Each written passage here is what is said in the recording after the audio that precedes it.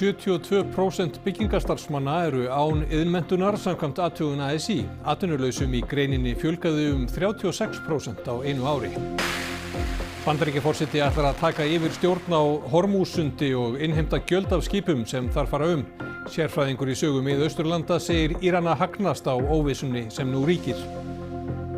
Sólmyrkvinn verður vonandi góð landkynning til framtíðar, segir formaður félags fyrirtækja í hótel- og gistiþjónustu. Gott hefði þó verið að fá uppgrip sem honum fylgja utan háannatíma. Töluvert mörgum trjám var stolið úr Hellisskógi á Selfossi eða fyrir helgi. Trjám hefur einnig verið stolið við Sundhöllina og í nýja miðbænum. Næstum 1 lax á mínútu hefur gengið í Elliðaárnar síðastliðinn sólarhring. Áin er full af fiski og laxveiðisumarið lofar góðu.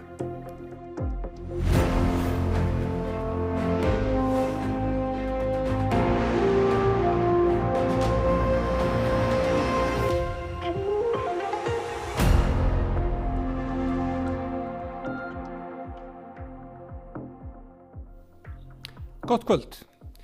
Brögð eru að því að reynslu miklum menntuðum iðnaðarmönnum sé sagt upp í byggingageiranum og ófaglærðir ráðnir í staðinn. Þetta segir formaður byggiðinnar.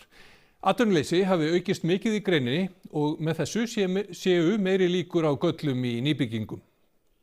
Það að breyta svolítið atvinnuástandi hjá okkur. Við erum að sjá töluvert af uppsögnum í nýbyggingum. Og breytingin mikil.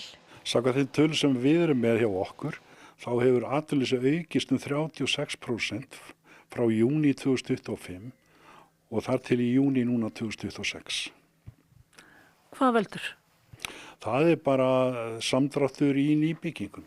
Og Jón Bjarni segir uppsögnum vera beitt markvisst. Síðan erum við að sjá það líka hjá okkar félagsmönnum að það er verið að segja upp íslenskum iðnaðarmönnum og það er verið að ráða meira undirverktaka á byggingarstæðina. Og þetta hafi mikil áhrif á gæði bygginga. Við erum alveg 100% á því að þetta er að auka byggingagalla á íbúðarhúsnæði og bara í mannvirkjum. Gengur þetta gegn einhverjum lögum og reglugerðum byggingar? Að nota réttindalausa menn og menn án þekkingar, það er klárlega brot á reglugerðum og lögum. Eftirlitsfulltrúi byggiðinnar fór nýlega með fulltrúum ASÍ á nokkra byggingarstaði og gerði úttekt á fagkunnáttu starfsmanna. Það er 24% af mönnum byggingarstaða eru iðnaðarmenn. Við erum með 4% nema sem eru jákvætt að hafa nema, en við erum með 72% sem eru án réttinda og það er skelfileg staða. Síðustu mánaðamót voru hátt í 1200 atvinnulausir í byggingarstarfsemi og mannvirkjagerð samkvæmt tölum Vinnumálastofnunar. Þar af meira en 500 í 6 mánuði eða lengur. Langflestir þeirra búa á höfuðborgarsvæðinu, rúmlega 900. Þar næst á Suðurnesjum og svo á Suðurlandi. 888 eru Íslendingar og 279 eru með erlend ríkisfang. Flestir eru á aldrinum 30 til 39 ára. Verktaki segir blikur á lofti í byggingariðnaði og að störfum hafi fækkað. Aftur á móti sé ólíklegt að einhver fari þá leið að skipta faglærðum út fyrir ófaglærða. Það er náttúrulega eins og allir vita, þá hefur gengið illa með nýbyggingar í íbúðum sérstaklega, þannig að þar hafa þeir sem hafa verið eingöngu í þeim bransa verið að draga saman seglin og óhjákvæmilega með því að fækka starfsfólki því miður. Kannast þú við það að reyndum og menntum iðnaðarmönnum sé sagt upp og í staðinn ráðnir ófaglærðir? Nei, það kannast ég ekki við. Það lítur að vera ódýrara að borga ófaglærð laun heldur en faglærðum. Gæti þetta verið einhver leið sem ykkur var að nota til þess að minnka byggingakostnað? Mér finnst það afar ólíklegt því að þetta snýst kannski ekki laun krónur per klukkustund heldur hvað gera menn á klukkutímanum og faglærðir menn eru í langflestum tilfellum bara að skila meiri og betri vinnu þannig að mér finnst þetta afar ólíklegt. Sérfræðingur í sögu Mið-Austurlanda segir Írana hagnast á stöðunni sem komin upp í stríðinu við Bandaríkin. Deilurnar séu að breytast í orðræðuleik. Helsti ásteytingarsteinn Írana og Bandaríkjanna skipa umferð Hormússund. Íranar lýstu yfir í gær að sundi væri lokað. Trump brást við í dag og tilkynnti að aftur yrði sett hafnbann á Íran. Það sagði Bandaríkin ætla ná stjórn á sundinu og innheimta gjald af skipum sem fara þar Bandaríkjaforseti sakaði Írani árásir á skip á Hormúsundi í síðustu viku og lýsti yfir að úti væri viljayfirlýsingu samning milli ríkjanna. Síðan hefur Bandaríkjaher gert árásir á Íran sem hefur svarað með árásum á bandarískar herstöðvar í nágrannaríkjunum. Magnús Þorkell Bernhardsson, prófessor í sögu Mið-Austurlanda, segir orðalag viljayfirlýsingarinnar hafa verið loðið og ríkin í raun ekki skuldbundið sig til eins né neins. Þannig að þetta var bara raun að vera fyrir báða aðila að vinna sér ákveðin tíma þar sem þeir gátu haft átylla ástæðu til þess að bregðast við og reyna að bæta stöðuna sér í hag og þess vegna þetta komið þetta stig núna að þessi veikleiki þessa samnings, þessi yfirlýsingu og svona mótsagnir í honum leiðir þessa stöðu núna í ljós. Ásakanir hafa gengið á milli ráðamanna í Íran og Bandaríkjunum brot á samkomulagi. Þegar þetta breytist í svolítið svona orðræðuleik til þess að reyna að finna leiðir fyrir hvorn aðilann til þess að fá sínu fram og það sem en eins og staðan núna þá þetta fyrst og fremst styrkir þetta Írani mjög af því þeir að græða mest á þessari stöðu eins og hún núna og Bandaríkjamenn að tapa hvað mest á þessari stöðu eins og hún núna. Erfitt verði fyrir Bandaríkjamenn að þoka stöðunni aftur á þann stað sem hún var fyrir stríðið. Því sé það Írönum í hag að þæfa málin. Af því það hjálpa þeim mjög í sínum samningaviðræðum sem framundan eru. 28 manns hið minnsta fórust í eldsvoða á bar í Bangkok, höfuðborg Tælands, í nótt.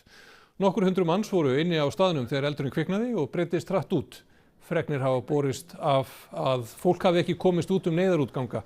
Rannsókn yfirvalda beinist meðal annars að því hvort þeir hafi verið læstir eða óaðgengilegir. 70 manns slösuðust í eldsvoðanum sem svo mannskæðast í landinu síðan 2009. Úkraínuher hefur gert árásir á tugi skipa við Krímskaga síðustu daga. Enn eldsneytisskortur í Rússlandi vegna árása á olíuinnviði og langar raðir á bensínstöðvum. Úkraínuher hefur síðustu viku reynt að einangra Krímskaga sem Rússar hertóku og innlimuðu 2014 og orðið nokkuð ágengt. Herinn hefur gert árásir á brýr og vegi sem liggja þangað og valdi röskun á birgðaflutningum. Yfirmaður drónasveitar flota Úkraínuhers segir að herinn hafi síðustu mánuði gert tugi árás á flutningaskip á Svartahafi undan ströndum Krímskaga. Úkraínsk stjórnvöld segja flest skipin hluta af skuggaflota Rússa. Reuters hefur eftir heimildamönnum sínum að takmarkanir hafi verið á siglingum á Azovhafi síðan fyrir helgi vegna árásanna. Helstu kornhéruð Rússlands, Rostov og Krasnodar liggja að hafinu sem mikilvæg flutningaleið fyrir kornútflutning Rússa. Úkraínumenn hafa einnig gert árásir á allar helstu olíuhreinsistöðvar í Rússlandi síðustu mánuði með þeim afleiðingum að eldsneytisskortur komin upp í nær öllum héruðum landsins. Справедливо у відповідь на небажання Путіна закінчувати цю війну. Ми дали пропозиції, як наблизити мир. Маємо підтримку не тільки серед партнерів в світі, а також і серед оточення Путіна щодо миру. Sums staðar bensíni skammtað og langar raðir við bensínstöðvar. Позавчера стоял 6 часов стоял заправку. Где-то ограничение 20 литров, где-то 50 литров. Раздражение с одной стороны, с другой стороны, неизбежная ситуация. Мне кажется, причина была, конечно, попадание в нефтеперерабатывающий завод. С этим мне трудно сказать, что будет. Nokkrum sjaldgæfum trjátegundum var stolið á Selfossi eða fyrir helgi. Formaður skógræktarfélags Selfoss segir að stór tré hafi verið tekin víða í bænum. Þetta eitthvað sem vaxandi vandamál og ekki bara hér, þetta allt. Í þjóðskógunum, þetta í almenningsskörðum og víðar, til dæmis á Reykjavíkursvæðinu. Og það var verið að stela hérna frá ykkur? Í þessu tilfelli voru tré tekin sem hafa nú svona ákveðið persónulegt gildi og fyrir mig, ég sáði fyrir þessum trjám á sínum tíma og ræktaði upp og plantaði hérna. En þetta var Virginíuheggur, þetta var garðahlinur og svo kastanía, hrossakastanía, sem ekki auðvelt að koma til. Hellisskógur glæsilegur skógur á 126 hektara svæði við Ölfusá þar sem skógræktarfélag Selfoss með öfluga starfsemi. Á milli 60 og 70 trjátegundir í skóginum. Örn segir að myndarleg tré hafi verið að ræða sig úr rifin upp þannig að holurnar standa bara eftir tómar. Ykkur sem að þekki til og velur úr tré sem eru þarna eitthvað álitleg. Já, það eru fagmenn að störfum. Svona innan gæsalappa en að vera að slíta þetta upp í fullum vexti ekki fagmannlegt. Það lýsir svona ákveðina heimsku. Það er ekki bara í Hellisskógi hér á Selfossi sem trjám er stolið. Nei, það er á fleiri stöðum í bæjarfélaginu. Já, það var fyrir sumar. Þar var hreinsað beði við sundlaugina, nýplöntuðum trjám og síðan verið tekið úr miðbænum líka stór tré. Og þetta að lokum frá Erni. Já, það er nú aðalega að fólk fari nú bara að gæta að sér með verðmætt tré sem að kaupa dýrum dómum í gróðrastöðvum og átta sig á því að þetta eru þjófar á ferð sem að hika ekki við að fara inn í garða, engalóðir og hirða þetta. Elliðaárnar í Reykjavík skera sig úr í samanburði við aðrar laxveiði ár hvað laxagengd varðar. Áin kraumar á laxi. Aldrei hafa jafn margir laxar gengið í Elliðaár og göngumett var sett í gær þegar tæplega 600 laxar renndu sér í gegnum teljarann á 12 klukkustundum. Teljarinn var settur upp árið 1989. Þeir þurfa að renna sér í gegnum teljarann, þá er tekin kvikmynd af þeim og reynda sjóbirtingunum líka, þess vegna þarf að skoða þetta allt og talið og stærðanmælt. Skemmtilegu fréttirnar eru þær að núna þá er dálítið erfitt að tala met í náttúrunni en einhver síðan maður leyfir sér að þá er allavega göngumet þar að segja á sólarhringsgrunni. Þannig að við erum að tala að það er á hálfum sólarhring að meðaltali einn lax nánast að fara í gegnum teljarann á mínútu. Þetta lofar því góðu fyrir laxveiðisumarið í Elliðánum en það hefur farið hægt af stað víða á landinu. Síðustu ár hefur veiðimönnum verið gert að sleppa veiddum laxum. Þannig hrygna fleiri, komast aftur út í sjó og svo aftur í ána sína. Hér eru bestu endurheimtur úr sjó á Atlantshafslaxi í veröldinni. Elliðaárnar hafa ákveðið umfram aðrar og ekki er það nú vegalengdin eða annað framleiðslusvæðið nú ekki stórt en það er alveg afskaplega frjósamt. Í fyrra gengu 3400 laxar í Elliðaárnar. Það sem af er sumri hafa 2000 laxar gengið. Af þeim eru 100 sjóbirtingar. Það sem gekk á 12 klukkutímum hérna, það væru flestar laxveiðiár á Íslandi ánægðar með það sem sumar veiðina. Þannig að það er ekki hægt að kvarta hérna í Elliðaánum. Það er enn mikil hlýindi á austanverðu landinu og ekkert lát á þeim langt fram í vikuna. Margir lögðu leið sína austur helgina og hafa staldrað við því enn er mannmargt í bæjum á Austurlandi. Á Egilsstöðum er vinsælt að stökkva út í Eyvindará á góðviðrisdögum en nú er það ekki ráðlegt því að áin er mjög straumhörð sökum mikilla leysinga. Hún er líka kaldari en vanalega á þessum árstíma og komið hefur verið upp skiltum til að vara við að kæla sig í ánni. Hótel eru mikið bókuð all land dagana í kringum almyrkvann þann 12. ágúst. Margir krossa fingur með að veður verði gott en formaður félagsfyrirtækja í hótel- og gistiþjónustu hefur ekki áhyggjur af afbókunum verði spáin slæm því komið sér fram yfir afbókunar frest. Það er náttúrulega mikil eftirspurn eftir gistingu á þessum tíma og bara frábært að fá svona, ef við tölum þetta sem viðburð, þá er þetta náttúrulega bara einstakt og svona mikið jákvæðni í kringum þetta, svona landkynning og vonandi að það hafi svona framtíðar áhrif á aukna eftirspurn til landsins. Eftirspurnin er mest á Vesturlandi og Vestfjörðum en teygir sig nær allt land.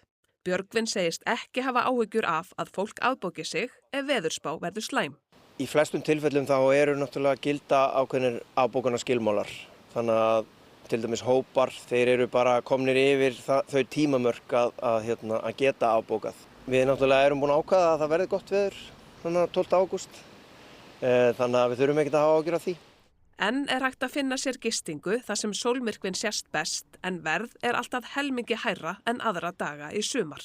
Það er gríðarlega eftirspurn á þessu tímabili og við þekkjum það svo sem með alla svona stóra viðburði eða tónleika, fótboltaleiki þegar eftirspurn er mikil. Við sjáum það núna bara til dæmis á HM, þá þá hækka verðin og það gildir bara sama þetta. Björgvin segir sólmyrkvann hitta á háannatíma í ferðaþjónustunni.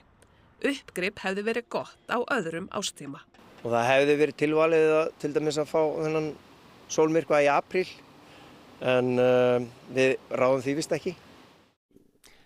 Blautklútar, tannþráður, eyrnapinnar og annar óþarfi ratar allt of oft ofan í salerni landsmanna. Slíkt rusl getur valdið miklum skaða, bæði á hreinsistöðum og á frárenslislögnum á heimili fólks. Allt það sem ratar ofan í niðurfallið í eldhúsvaskinum, sturtunni eða niður í klósettið hjá Akureyringum endar í þar til gerðri hreinsistöð í Sandgerðisbótinni. Þar það sigtað og hreinsað. 45 til 47 tonn af óþarfa rusli safnast saman á ári og mælanleg aukning á milli ára. Þetta helst blautklútarnir, það svona stærsta vandamálið. Síðan þetta eyrnapinnar, þetta tannþráður. Tannþráðurinn bara töluvert vandamál. Og rauninni allt sem fer í salernið, það kemur hérna niður til ef það leysist ekki upp á leiðinni. Fyrirmælin eru skýr. Það bara piss, kúkur og klósettappi sem á að fara í klósettin. Ekki nikótínpúðar, ekki blautklútar og engin annar óþarfi.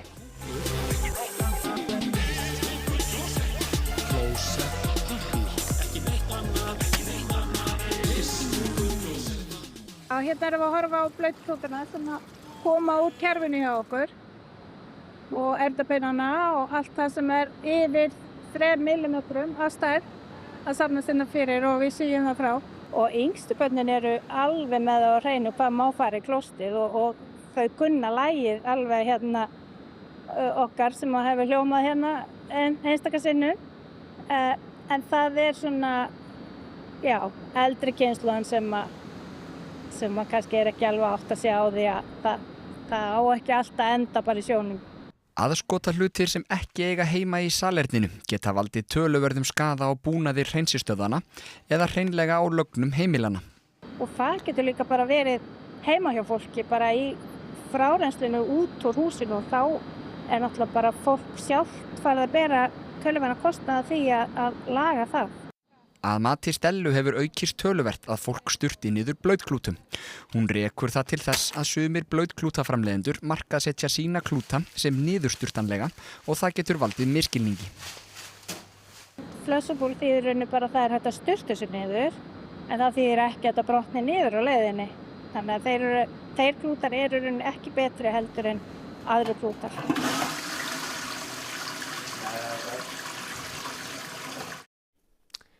Hópur háskólanema undirbýr þátttöku í alþjóðlegri formúlu stúdentakeppni sem fer fram á Spáni í byrjun ágúst. Hópurinn sem kallar sig Team Spark hefur smiðað kappakstursbílinn Fenri sem verður sendur til Barcelona eftir helgi og tekur þátt í keppninni A Circuit de Catalunya. 60 nemendur hafa komið að þróun og smíði bílsins en 30 þeirra fara út til Barcelona. Þar keppir liðið við háskólalið víðsvegar úr Evrópu. Sérstaða íslenska liðsins að nemendur þess eru að jafnaði yngri en hjá mörgum öðrum liðum, en flestir þeirra eru á fyrsta eða öðru ári í háskóla. Fenrir byggður á hönnun Kristjáns Arnar Aðalbjörnssonar, stundakennara við Háskóla Íslands. Þetta í 3. sinn sem Team Spark tekur þátt í keppninni með aksturshæfan bíl. En síðast keppti liðið með slíkan bíl árið 2019. Þetta low voltage, þá bara kveiki á því, bang, og þá lágspennu kerfi komið á.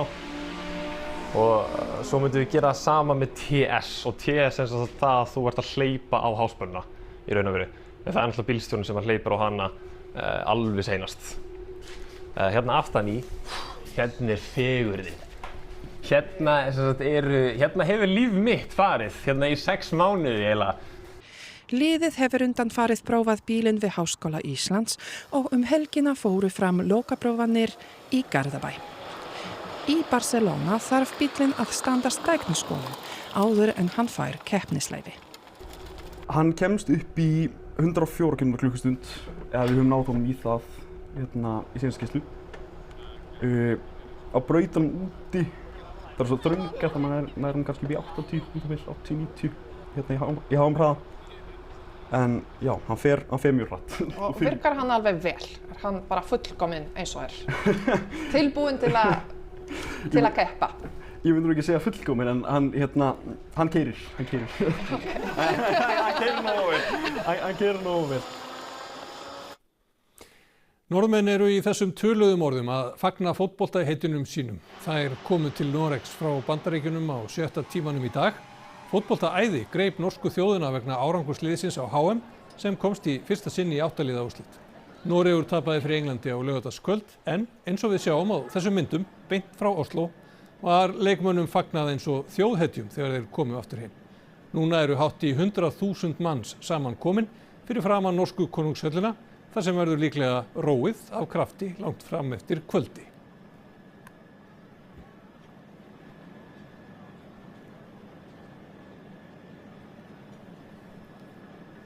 Og það ætla að líta til veðurs. Áfram sækir hlýtt loft að landinu úr suðri og því verður áfram blíða á norðausturhorni landsins.